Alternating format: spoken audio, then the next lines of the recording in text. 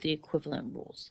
We have been talking about rules, algebraic expressions, sequencing, substitution. We've been doing all of that. We've been looking at ways to write rules, different rules. How do we write the same thing? So sometimes people can write different rules for the same pattern. We've learned that. We are going to write rules for the same pattern, have two different rules. The first one, here's our pattern. We have stage 1 through stage 4 with triangles. We are going to look at page 29 in our books. You have more information there at the beginning. We're going to look at the two rules.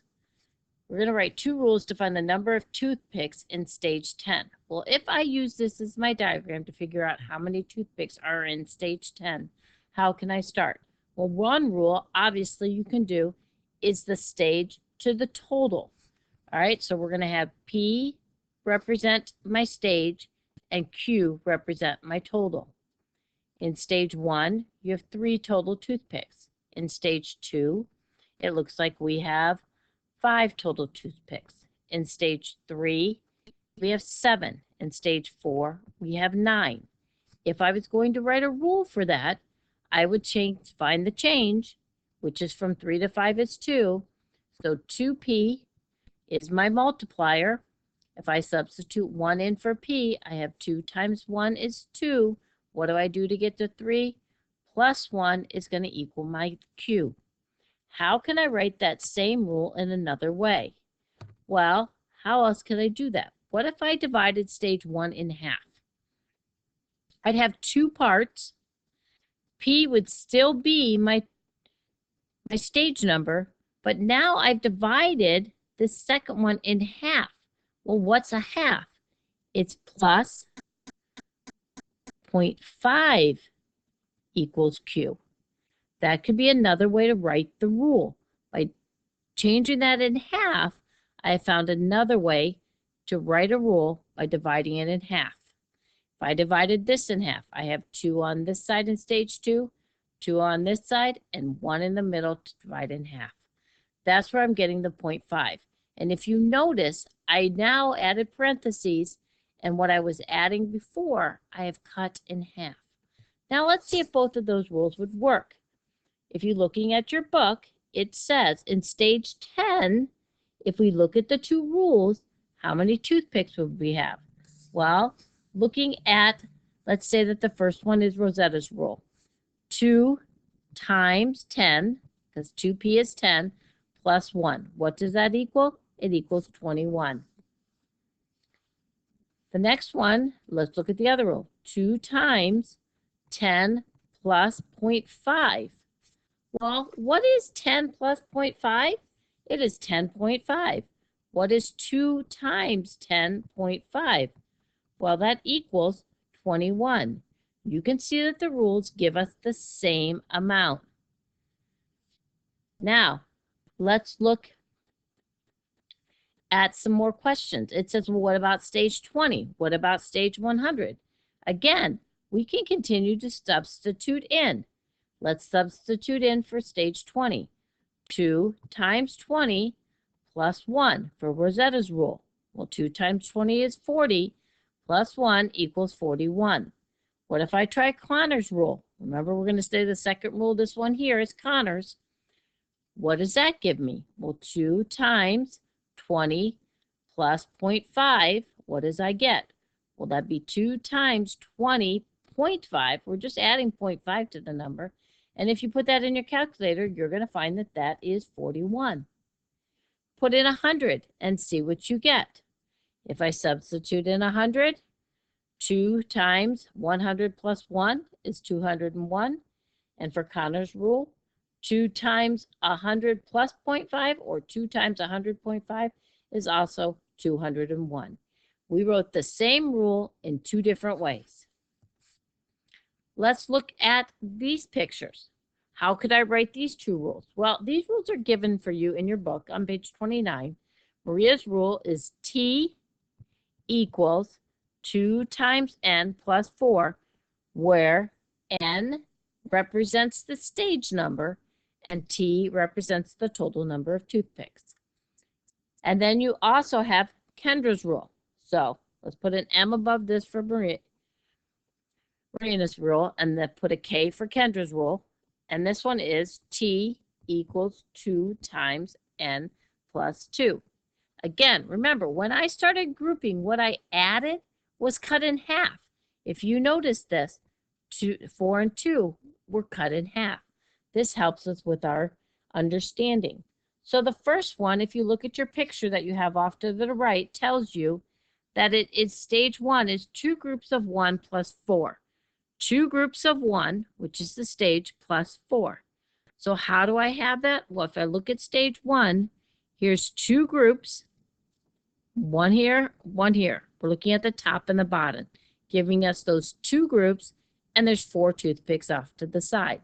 So I have 2 groups of 1, or 1 toothpicks each, top and bottom, plus 4, gives me 2 plus 4, which equals 6 total toothpicks. If I look at stage 2, I have stage 2 groups. Stage 2 has 2 at the top, 2 at the bottom, times 2 plus 4 off to the sides, if you count both sides, gives me 4 plus 4, which equals 8 toothpicks. Now, if I look at Kendra's rule, does it work as well? Well, how can I look at stage 1? How can I say what she's doing? Stage 1 is 2 groups of basically the stage number plus 2, or 2 groups of 3. How do I get 2 groups of 3 out of stage 1? Well, if we look at stage 1 and we cut it in half, do we not have 3 on the top and 3 on the bottom? That is 2 groups of 3. Looking at stage 2, if I cut it in half, that would be 2 groups of 4. So if I substitute this in to my rule here, if I did 2 times 1 plus 2, that's 2 times 3, which would equal 6. 2 groups of 3. That's how you can read that. That is what we're basically looking at. Writing the rules 2 different ways. How do we explain them in 2 different ways? Here's another one. Looking at page 30 now in your book. This time, it gives us some rules. We're not coming up with the rules. We have the rules for us. So how do I do this one? Well, first I'm going to substitute in the number of toothpicks that I have to make sure that it equals all the way across every stage, and the number of toothpicks, if the rules work, should be the same. So in stage 1, I have 4 toothpicks. In stage 2, I have 6. In stage 3, I have 8. In stage 4, I have 10. I'm not sure about stage 5 yet, but I can see a pattern. 4, 6, 8, 10. I'm counting by 2s, so I should end up with 12, and I can check that by my rules. Substituting in. If I substitute 1 in for n, 2 times 1 is 2, plus 2 is 4. Substitute 2 in for n. 2 times 2 is 4, plus 2 is 6. Substitute 3 in for n. 2 times 3 is 6, plus 2 is 8. Substitute 4 in. 2 times 4 is 8, plus 2 is 10. Well, now I can double check that 5 by substituting 5 in for that n. I can see that 2 times 5 is 10, plus 2 is 12.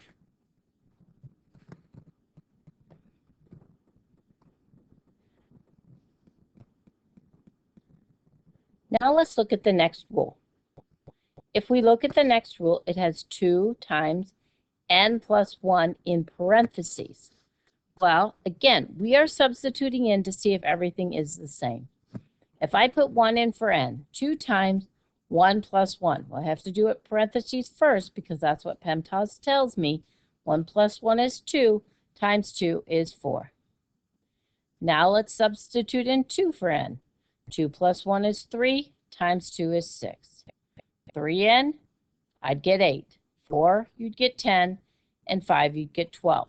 So now I've proven that the results are the same for both rules. How can I describe these rules? Well, if I look at the first rule here, t equals 2n plus 2. So I'm now looking at grouping. That's what we've been doing before. We did grouping. So what could I say? I have two groups of, well, let's look at the top two sticking up. Each one of these have two at the top that stick up right here. Two groups of whatever I wanted to say, two groups of two groups of one for stage one, two groups of two for stage two, two groups of three, looking at them. So two groups of one, those are the ones out to the sides, plus two sticking up. Looking at stage two, I have two out to both sides, two groups of two, plus two sticking to the top. Stage three, I have two groups of three, plus two at the top. Stage four, two groups of four, plus two at the top. Those could be the words that I use to describe them. How would I write that out? Well, I would basically say each group has two at the top, and then on the sides, they have two groups are the equal. However, you can put that in your own words, go right ahead.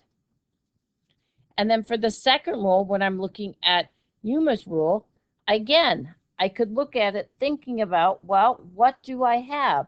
I have two groups, top and bottom. Looking at her rule here, come back up to her rule. I'm going to write it over here just so I can see it more. N plus 1. What can I do? How can I form two groups of the stage number plus 1?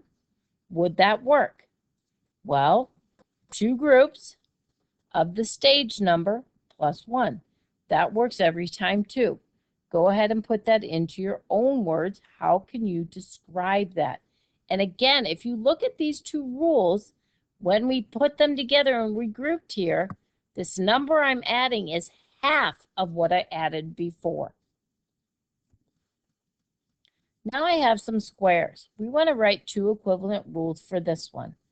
Again, first look at the rule that would give you to the total. Well, if I look at stage 1, I have a total of 6 toothpicks. Stage 2, I have 2, 4, 6, 8. Stage 3, I have 3 on top, 3 on bottom, which is 6, and 2 on each side, which is 10.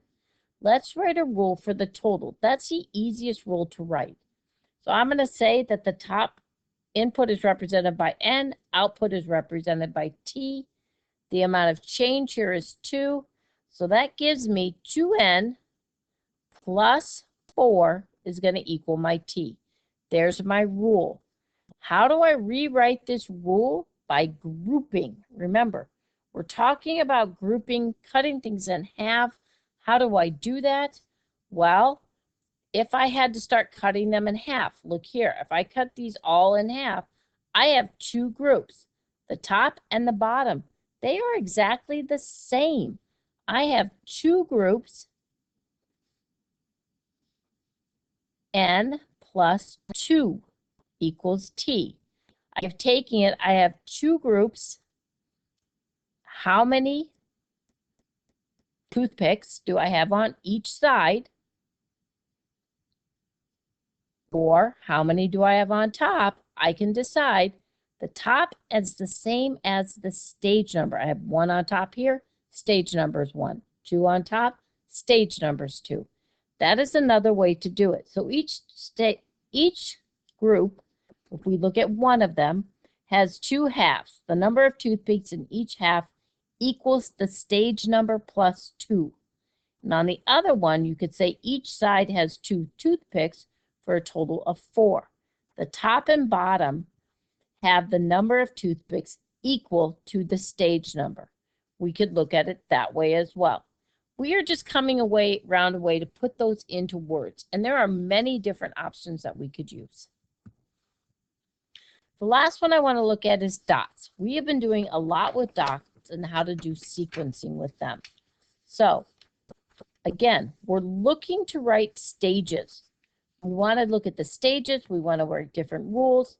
I always start with the first one talking about what is the total. Well, let's say that we have N and D as our input and output numbers. Stage 1, it looks like I have 6. Stage 2, it looks like I have 10. And stage 3, Looks like I have 14. Again, let's write a rule. What's the change? It is 4. That means 4n. What do I have to adjust to make it equal? If I substitute 1 in for n, 4 times 1 is 4, plus 2 is going to equal my d, or equal 6. What's another way I can write this rule? Well, let's go ahead and think about it. How can I rewrite this in a different way? Well, if I had to, I could still do the same thing I've been doing before. I have the 4 times n plus 1, but I'm going to put that in parentheses this time to equal the d. I have split it apart. If I wanted to start writing some things in words, I could say, okay, well, I have 2 dots in the center and 4 on the arms. That could be one way of saying it. Or I could say each stage has 2 halves with arms equal to the stage number and 1 dot in the center. We could look at it that way.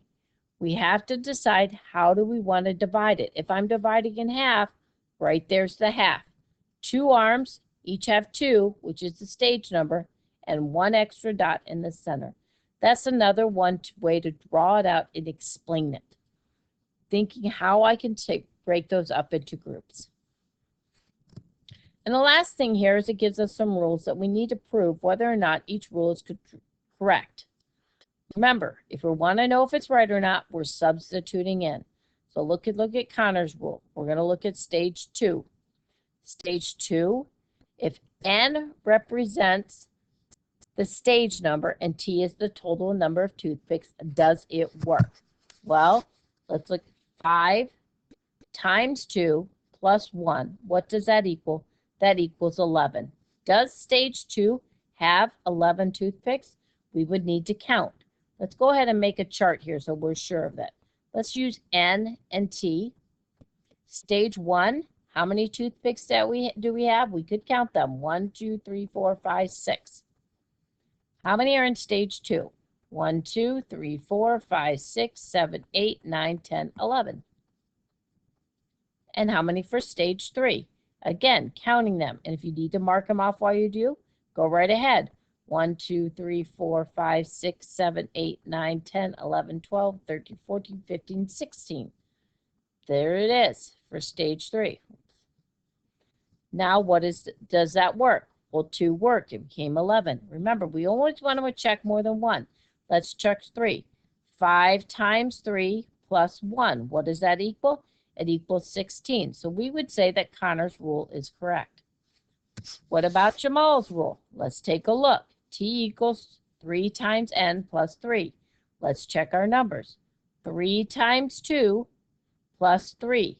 Does that give me 11? Because remember, 2 has to have 11. Well, 3 times 2 is 6 plus 3 is 9. So no, as soon as I get a no, it doesn't matter if it works for any other one of them. It has to work for all of them. Now let's check Rosetta's. She has 6H. Well, 6H, H is the number of hexagons this time. So this is the hexagon. So I need to go back up. How many hexagons are in stage 1? How many in stage 2? Well, there's 2 in stage 2. So 6 times 2 minus 2 minus 1. Because it doesn't matter. H is still 2 because H is the number of hexagons. That is different than what we had before. So let's see what we get. 6 times 2 is 12 minus 2 minus 1 is 1 equals 11. All right, so if T is the number of toothpicks, was there 11 toothpicks in stage 2? Yes, there was. Let's check stage 3. Remember, H is the number of hexagons. So there are 3 hexagons in stage 3. 6 times 3 minus 3 minus 1. 6 times 3 is 18 minus 2 equals 16. How many toothpicks were in stage 3? 16. So yes, that rule is going to work. We're going to continue to work on this and start the review on pages 16 through 18.